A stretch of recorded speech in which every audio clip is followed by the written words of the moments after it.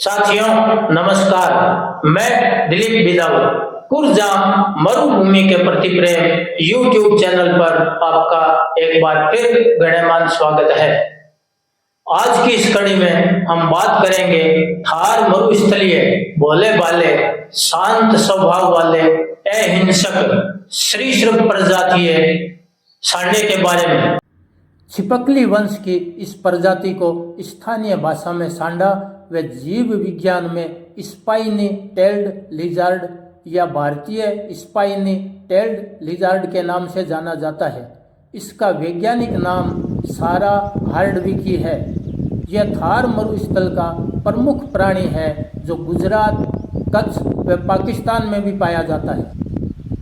शुष्क कठोर धरातल वाले मैदानी क्षेत्रों में रहने वाला यह शाकाहारी जीव है। कांटेदार पूंछ वाला यह प्राणी ऊंचाई वाले स्थानों में अपना बिल बाम्बी बनाकर रहता है। यह शीतकाल में शीत निद्रा में रहता है। रीढ़ की हड्डी व पूंछ में वसा की लंबी पट्टियां बना लेता है जो शीत निद्रा में इसे जिंदा रखती है। भोजन के रूप में मानसून में जड़ी बूटियां, घास, पत्तियां तथा छोटे कीड़ों को खाता है।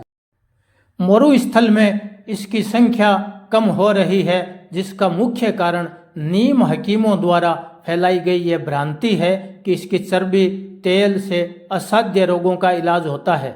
शिकारी चोरी छिपे शिकार कर क्रूरतम तरीके से मारकर इसकी चर्बी निकालते हैं। वर्तमान में यह जैसलमेर, जोधपुर, चूरू के ताल छापर, नागौर के मैदानों, जल स्रोतों के आगोर में बहुत कम संख्या में देखने को मिलते हैं। वन्य जीव संरक्षण अधिनियम 1972 के अनुसूची 2 में संरक्षित प्राणी घोषित किया गया है। शिकार करते समय पकड़े जाने पर 3 वर्ष की सजा का प्रावधान है।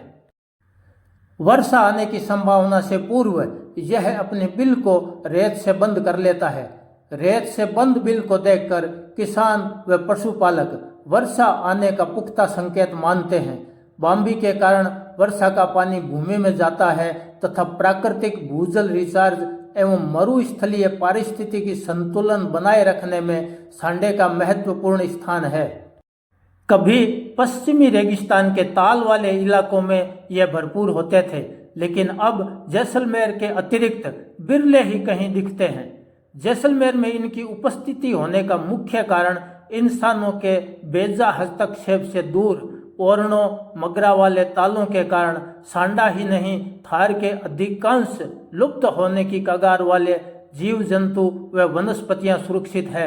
लेकिन गत कुछ वर्षों से राजकीय और इंसानी हस्तक्षेप अधिक होने के कारण यहाँ भी सुरक्षित रहेंगे कहना मुश्किल है।